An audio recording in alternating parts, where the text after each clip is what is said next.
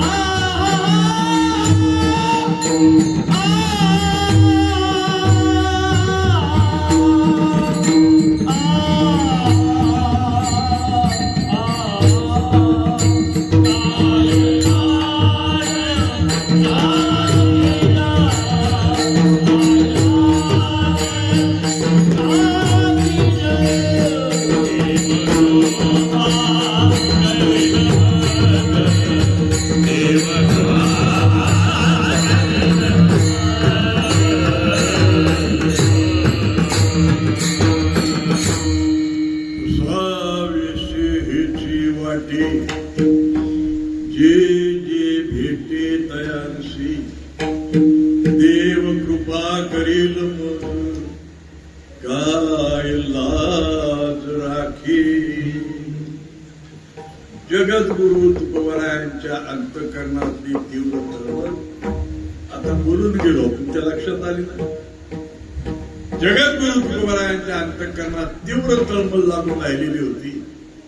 काय आयशे पुण्य होईल गाठी असं त्यांना वाटत. माझ्या गाठीला कुठलं पुण्य आणखी उभारून येईल.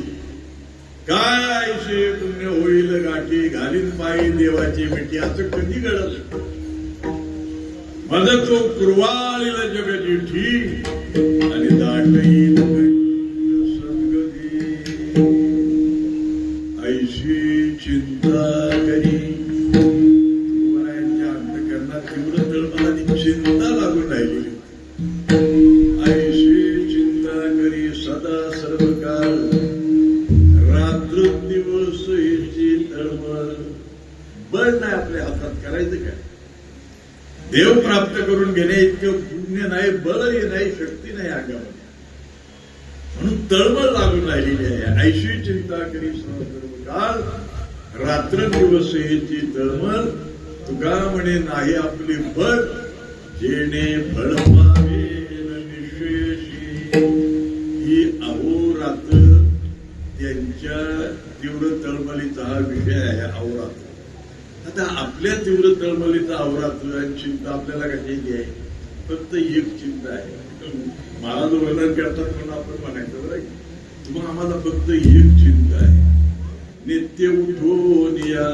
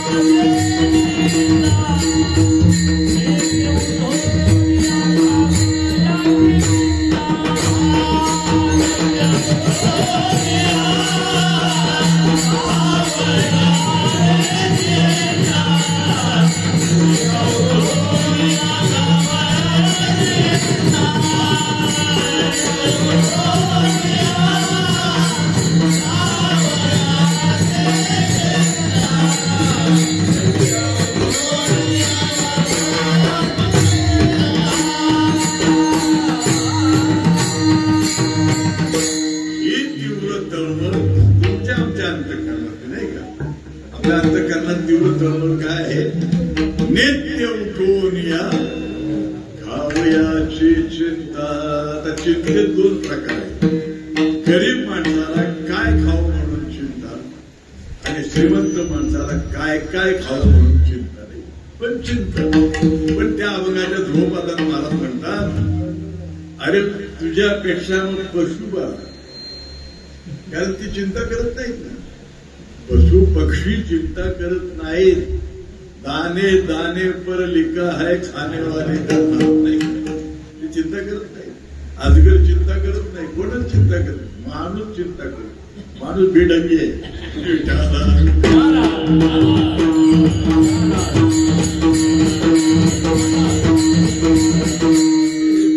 बेढंगी शब्द आला, ते बरीच अशी उदाहरणं आहेत. मी एका ठिकाणी कीर्तनाला अभंग घेतला होता, बहुता जन्मांती जन्मला ती नारा. बरोबर, ते ऐकणाऱ्या बाया माणसं काय काय हुशार होत. त्या बाया म्हणायला लागल्या, त्या नाराला उद्देश आहे, आपल्या नारीला बेढंगी त्या बाया म्हणायला लागल्या, नराला उद्देश आहे, नारीला उद्देश आहे. अशी उदाहरणं बरीच आहेत बरं का. एका माणसाला कीर्तनाची मोठी आवड होती, कीर्तन कथा प्रवचन ऐकण्याची आवड होती. एक दिवशी तो असा जाया निघाला, तेवढ्यामध्ये त्याची बायको स्वयंपाक करीत होती आणि पोर रडायला लागला. पोर रडायला लागल्यानंतर ती बाई म्हणायला लागली, अहो पोर रडते घरामध्ये आणि तुम्ही कीर्तनाला जाऊन आणि कथेला जाऊन काय एवढं मोठं पुण्य मिळवायचं आहे. बेढंगी बाई बरं का, काय मोठं पुण्य मिळवणारे आहे नाही का, असं म्हणतात.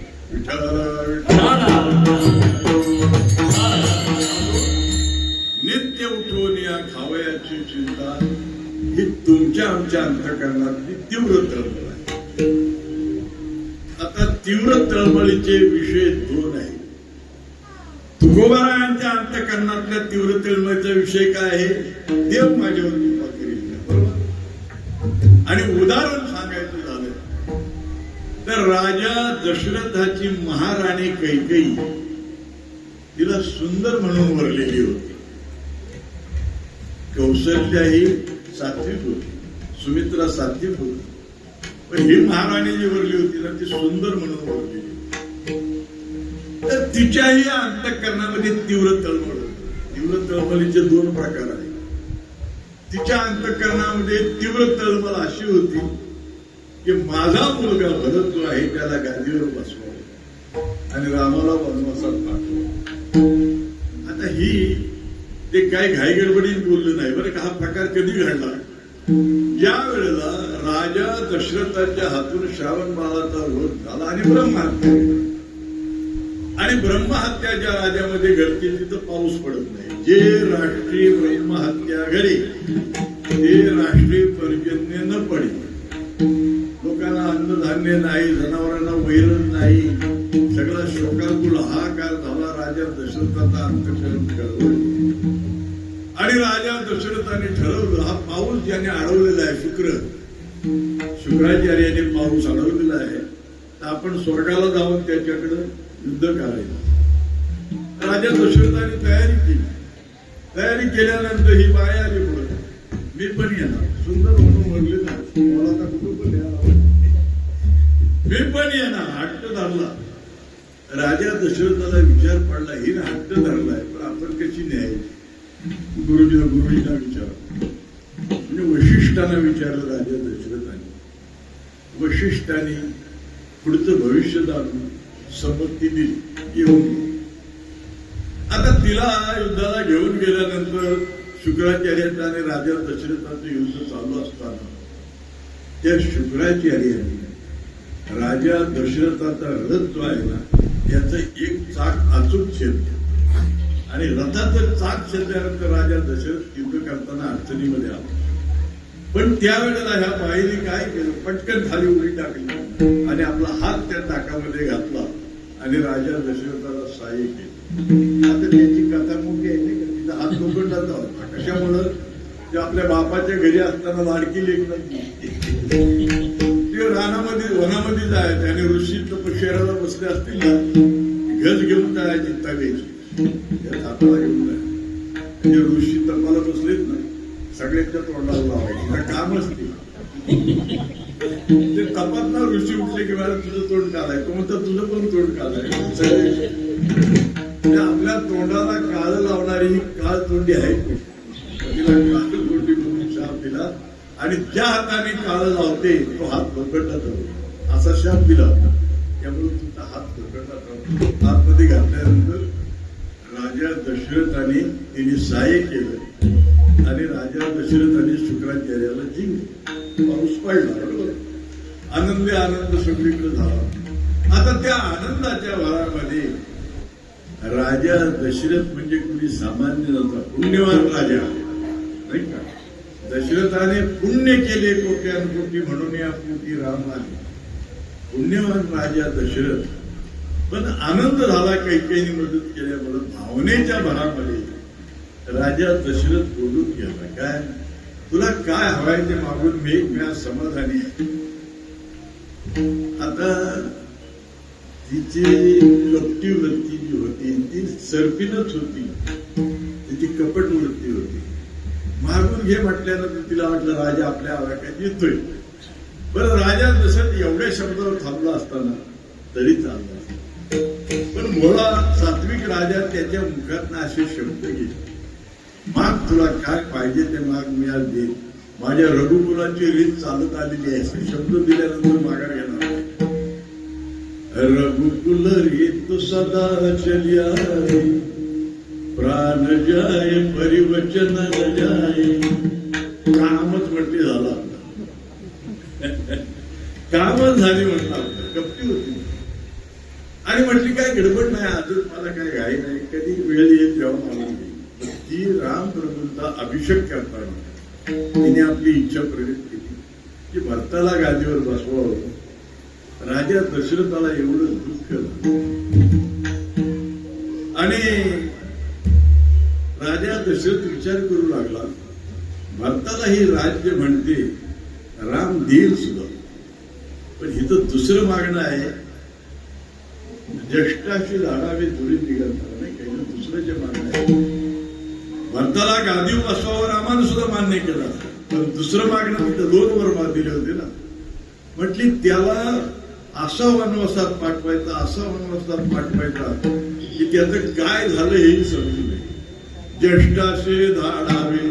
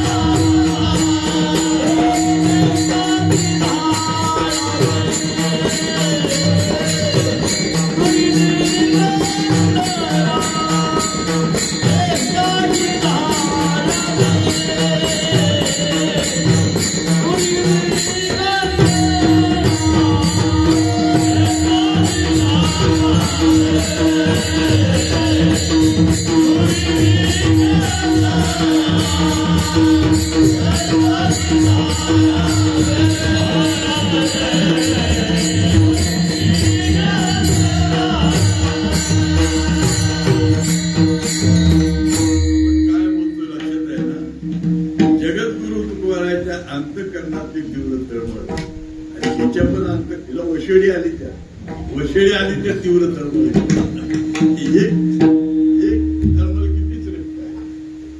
म्हणून कैकेयीने अशी इच्छा प्रकट केल्यानंतर राजा दशरथाने एक समाधान मानलं, राम राज्य देईल भारतात, इथं दुसरं मागणं आहे, राम प्रभूंना वनवासात घालवा आणि त्याचं तिकडे काय झालं ते आम्हाला समजू नये. ज्येष्ठाशी धाडावे तरी दुगंतरा अन्वये समाचार त्याचा राजा दशरथाच्या अंतःकरणाला एवढ्या वेदना झाल्या, त्याचं वर्णन नामदेवाने एखाद्या ठिकाणी 1000 विंचू एका ठिकाणी आहे, 1000 विंचू असं पेवच्या पेव एका ठिकाणी आहे, आणि त्या पेवामध्ये एखादा सर्प जर पडला आणि ते 1000 विंचू त्याला जर चावली, त्याला वेदना किती होती. वृश्चिकाची पेवी तक्षक पडत, त्या पेवामध्ये तो नाग 80 व्यथा होय नामा म्हणे, किंवा एखाद्या सापाच्या मस्तकात काटा रोवल्यानंतर वेदना होता. त्या राजा दशरथाला वेदना झाली, तीव्र तळमळीची, माघार घ्यायला तयार नाही. शेवटी एवढा पुण्यवान राजा, सात्विक राजा, भोळ्या भावनेचा राजा, राम राम राम म्हणून त्याला प्राण सोडावा. किती तीव्र तळमळ.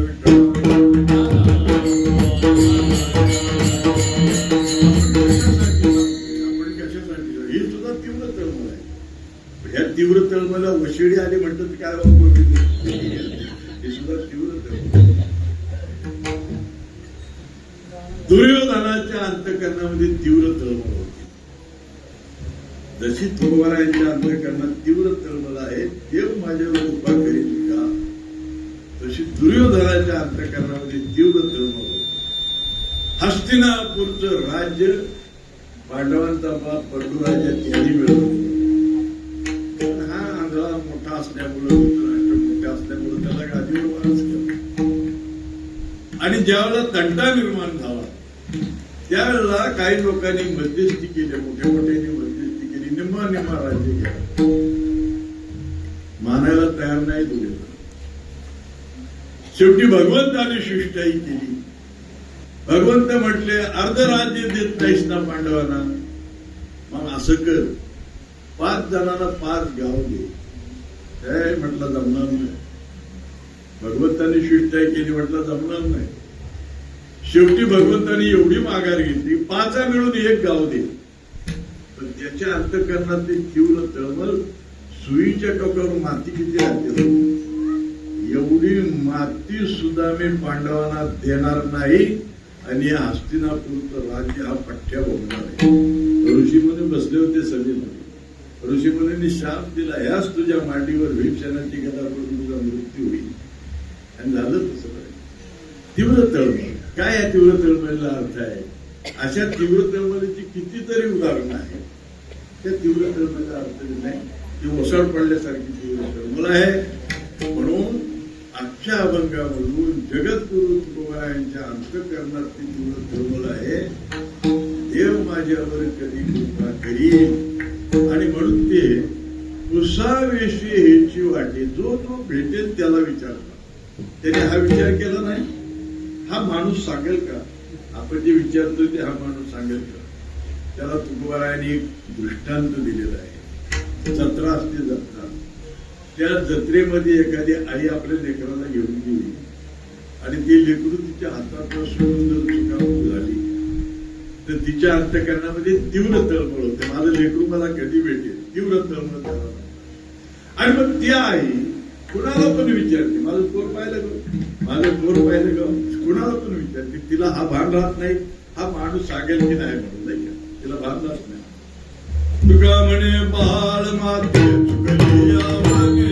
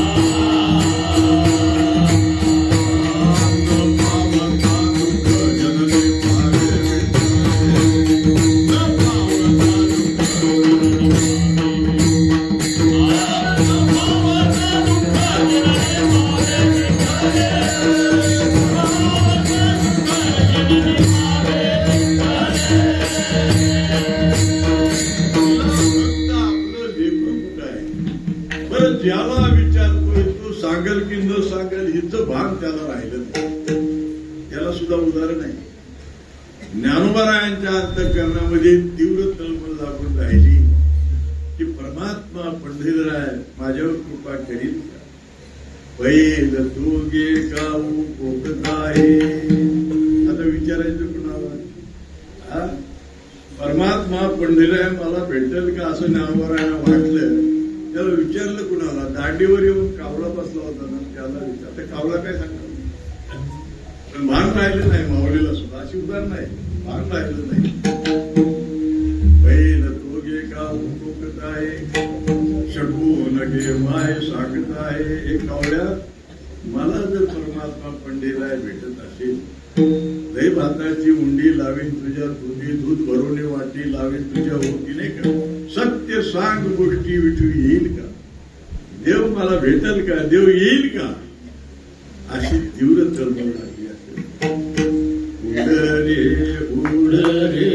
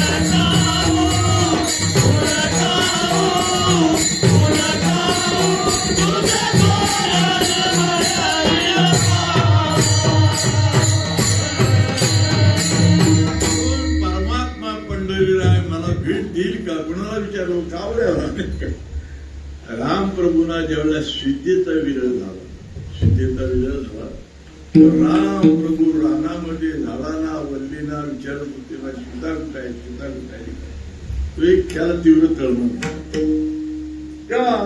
त्या कावड्याला माऊलीने विचारला, आणि जर परमात्मा मला भेटला तर मी तुझे पाय सोन्याने बळी उडरे उडरे उडगाऊ तुझे सोन्याने मडविन पाहू.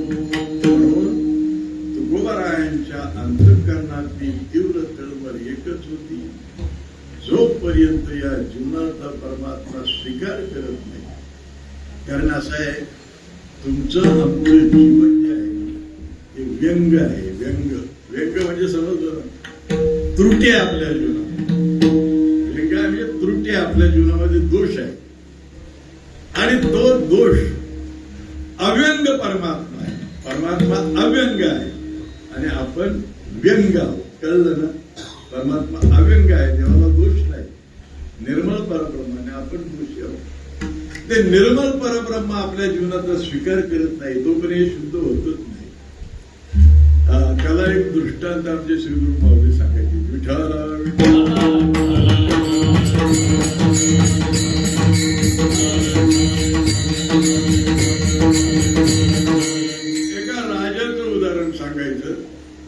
एक राजा, त्याला अशी लहर आली, ती किचन मध्ये गेला, स्वयंपाकघरामध्ये स्वयंपाक चालू होता.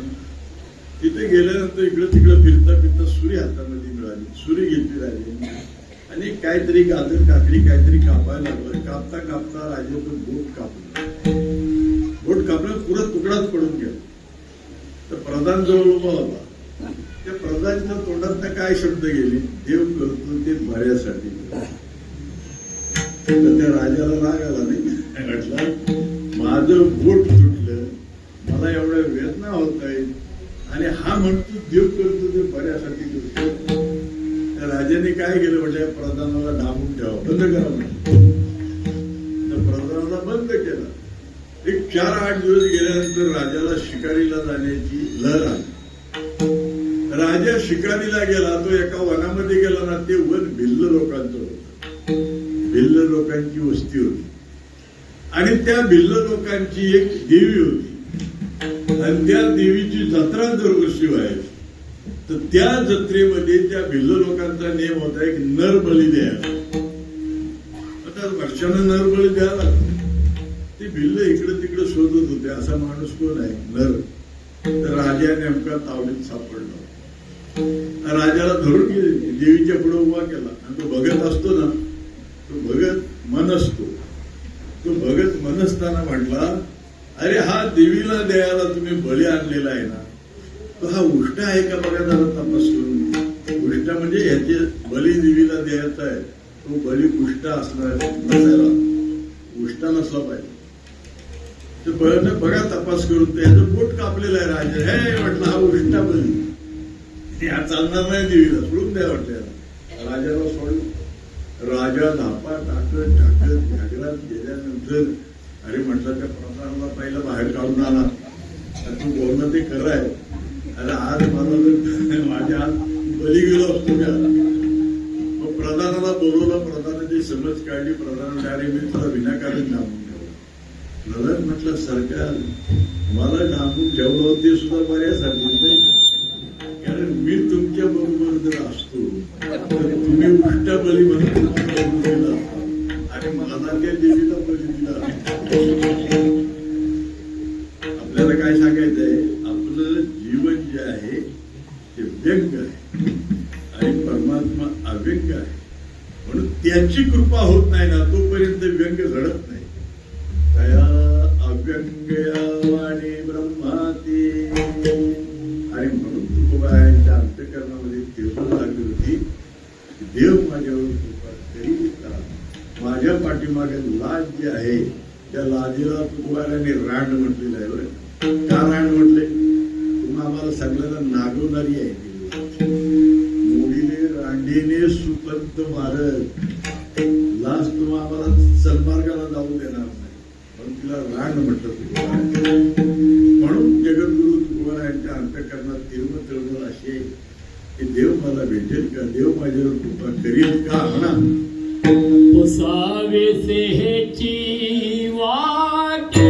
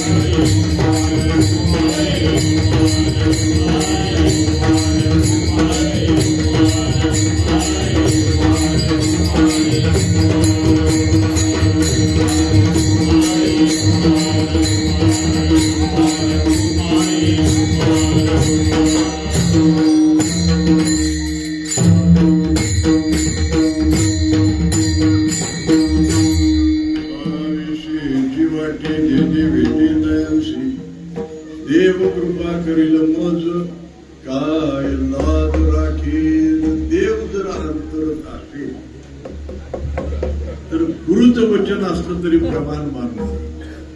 कारण भरताने आईचं वचन प्रमाण मानव शास्त्र सांगते ना. भरत म्हटला तुझं कालतोड होईल जगामध्ये. आईला म्हटला प्रल्हादे जनक विभीषणे बंधू राजमाता कैकेयी, तर तिला काळ तोंडी ठरवली मुलगे दिले. देव अंतरत असेल तर गुरुचं वचन सुद्धा मानून नाही. तेव्हा तुम्हाला एक उदाहरण सांगतो. एक राजा होता आणि त्याचा एक गुरु असा होता. त्या गुरुजींनी त्याला पक्षाची भाषा शिकवलेली होती. पक्षी काय बोलतात ते त्याला समजायचं. अशी त्याला एक विद्या दिली होती एका गुरुजीला, राजाला. एक दिवशी तो राजा आणि राणी अशी जेवण करायला बसलेले होते. तेवढ्यामध्ये एक चिमणी कुठून तरी आली. 2 चिमण्या आल्या. 2. एका चिमणीने काय केलं, त्या राणीच्या थालीतलं एक शीत उचललं आणि राजाच्या ताटामध्ये टाकलं. त्या दुसऱ्या चिमणीने बघितलं तर ती म्हटली, असं स्त्रीचं उच्चिष्ट पुरुषाच्या ताटात टाकणं बरोबर नाही. पण बोलली दुसरी चिमणी. आता ती भाषा राजाला येत होती ना. चिमणी अशी बोलल्यावर राजाला हसवा. राजा हसला. हसल्यानंतर त्या राणीचं लक्ष गेलं. राजा का म्हणून हसला, तर तिने हट्ट धरला. काही हसलेत का ते मला सांगा, हसलेत का ते मला सांगा. तर त्याच्या गुरुने सांगितलं होतं, कुणाला सांगशील त्या दिवशी तुझा मृत्यू. ती राणी म्हणायची हसलेत का ते सांगा. अहो तिने हट्टच धरला. ती सोडायला तयार नाही. म्हटलं आता मी मरणार नाही का. पण तिला सांगितलं चल आपण दोघं पण काशीला जाऊ. तिथं मी होतो मुक्त तरी होईल. ते काशीला चालले होते. जात असताना रानामध्ये एक बकरा बकरी अशी चरत होती. त्याला पक्ष्याची पशूची भाषा समजत होती ना. ते चरता चरता एका ओसाड विहिरीजवळ हिरवं गवत उगवलेलं होतं. तर ती बकरी त्या बोकडाला म्हणायला लागली, ते हिरवं गवत माझ्यासाठी आहे, हे हिरवं गवत माझ्यासाठी आहे. त्या बकरीने हट्ट झाला. बोकड काय म्हटलं माहिती, त्या राजासारखा मी काय मूर्ख आहे काय, मी तिथे जर गेलो तेव्हा मला पाय घसरला आणि मी मरायला काय त्या राजासारखा येणार का मूर्ख. राजाने ऐकल्यानंतर राजा म्हटला, मी माणूस असून आणि हा बोकड त्या बकरीला म्हणतो तुझं वचन पाळत नाही. राजा म्हटला, सांगत नाही तुला काय करायचं, काय करणार आहे. राणीला राजा म्हटला, सांगत नाही काय करायचं, काय करणार आहे. आपले सगळे म्हणायचे, राजा दशरथाला 700 राणी होते, ही एक गेली असते काय बिघडलं असते, काय वचन पाळायचे गेलो.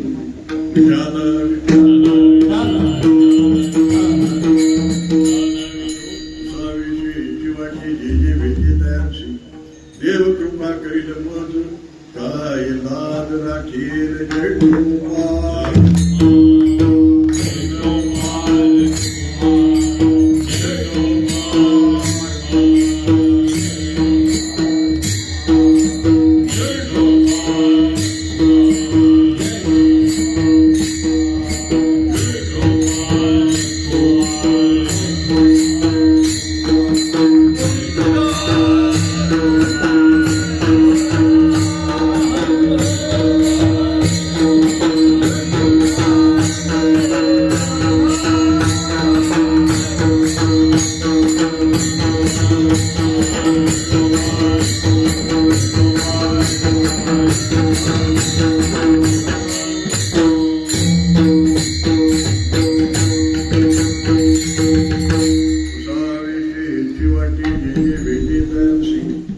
देव कृपा करील मज काय लाल राखील. दुसऱ्या अवघियाचा तुकोबारायांच्या अंतकरणाला सगळा विसर पडला. फक्त एक चिंता, देव माझ्यावर कृपा करील. विषयी विसर पडिला निशेष. आणि तो नुसता विसर पडला नव्हता, निशेष विसर पडला. निशेष विषय पडणं याला महत्व आहे. गाडीमध्ये बायकांच्या भांडणं होतात जागेवर, नाही का. रेल्वे तर तुम्हाला नाही समजणार, रेल्वेत मोठे मोठे भागी होते. पण एसटी तुम्हाला माहिती आहे, एसटी मध्ये बायकांची जर भांडणं झाली ना एकमेकांची, तर त्या बायका एकमेकीला काय काय बोलतात, भांडणं होतात. मी कशासाठी सांगतोय, विषयी विसर पडला निशेष. नुसता विसर पडत नाही, निशेष विसर पडत. तर त्या बायका भांडतात, एकमेकीला काय काय बोलतात. आणि गाडी मागून गाठाला लागली की त्या दोघी जणी असे फेकायला. तर ते बघणारे लोक म्हणतात, बघा मगाशी भांडत होते आणि आता सख्या बहिणीसारखी एकीचे त्याला निश्चित म्हणजे जागे झाले. तिला वाटते आता भांडत आलं, निश्चित विषय झाला. तसा विषयाचा विसर, अवघियाचा विसर झाला. त्यांना विसर झाला, आपल्याला विसर झाला. पण शब्द स्पर्श रस रूप गंध हे 5 विषय आपण आपल्याला मारलेला आहे. काय त्याला आपली ढवळे बाबा एक उदाहरण सांगायचे. विठ्ठलाला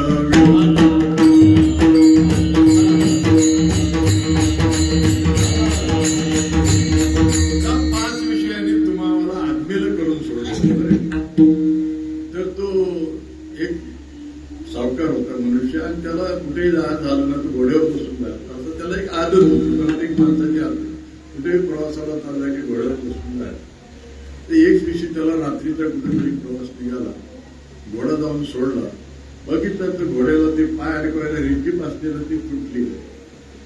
मग तसाच तो एका चांभाराच्या घरी गेला, त्याला हाक मारली जाते. त्या काळामध्ये लाईट नव्हतं, काय नव्हतं नाही. आणि म्हटलं, अरे माझी रिकीप तुटली रे, जरा लावून दे. उठलं चांगलं, उठलं. ते गैसरीला टोपली ठेवली होती ना तांबडी, ती तांबडीची टोपली काढली. त्या टोपलीमध्ये होता साप. तुम्ही ऐकणारी माणसं म्हणाल, मग तो साप चावला नसेल का, त्याला धरला कसा. दृष्टांत तो साप चावत नाही म्हणा.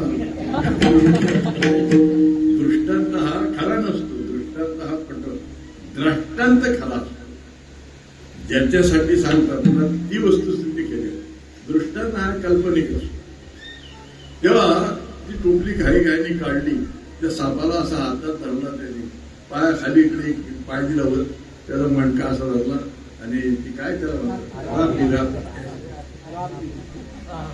फिरवली. त्या सापाचा मणका पकडला, हिंगट फिरला.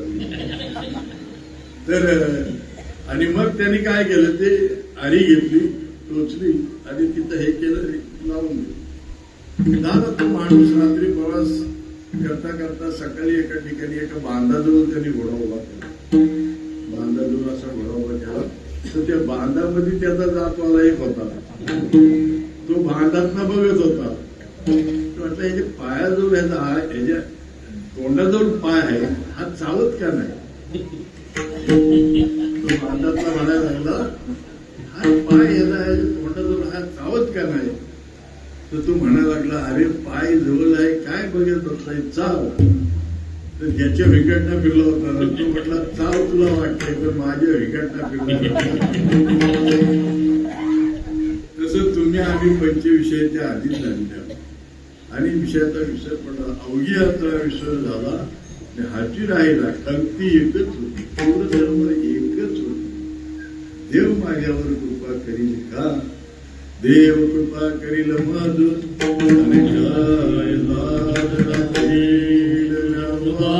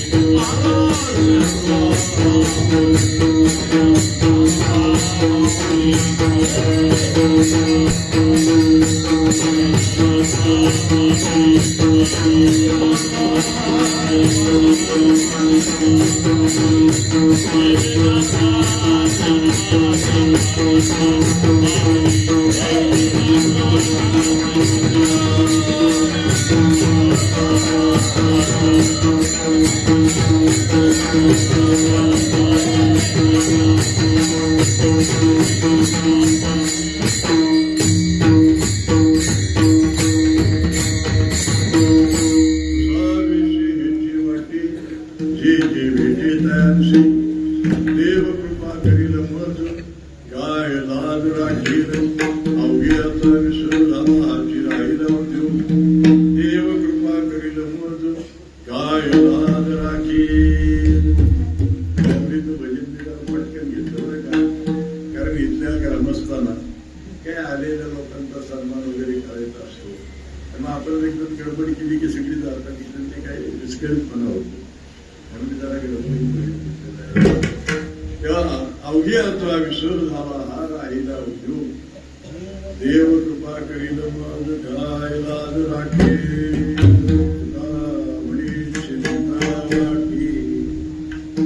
माझी खंती मिटवणारा कोण कसा भेटेल. तुका म्हणे चिंता वाटवा. तुका म्हणे चिंता वाटे कोण भेटे सांगेल. आता म्हणणारी सुद्धा काय म्हणते, तुका म्हणे चिंता वाटे कोण भेटे सांगेल. देव कृपा करील मज काय लाज राखील.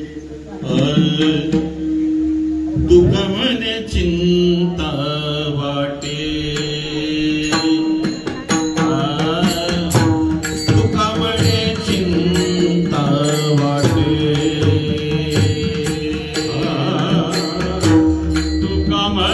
चिंता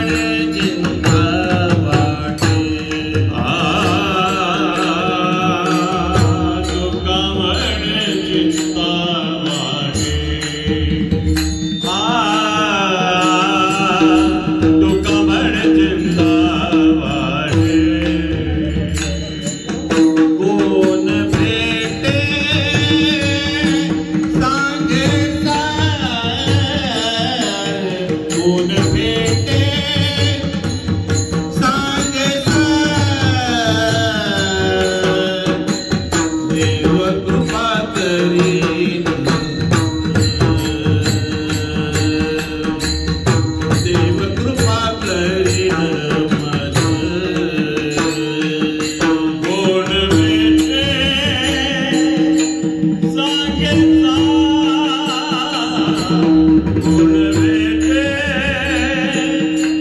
सांगला देव कृपा करेल देव कृपा करेल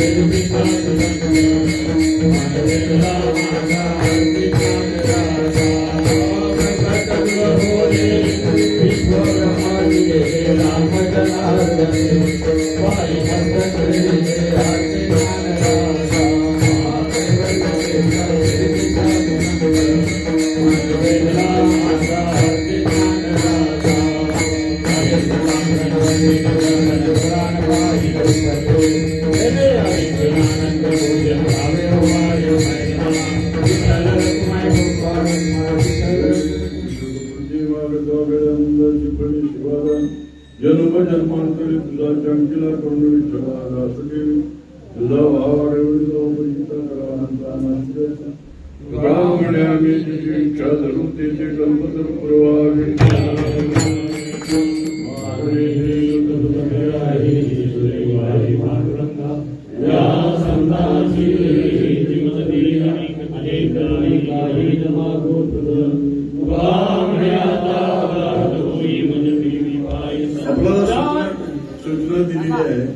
सूचना दिलेली आहे तसं आरती झाल्यावर खाली बसा चहा पाणी होते तोपर्यंत निकटवर काढेल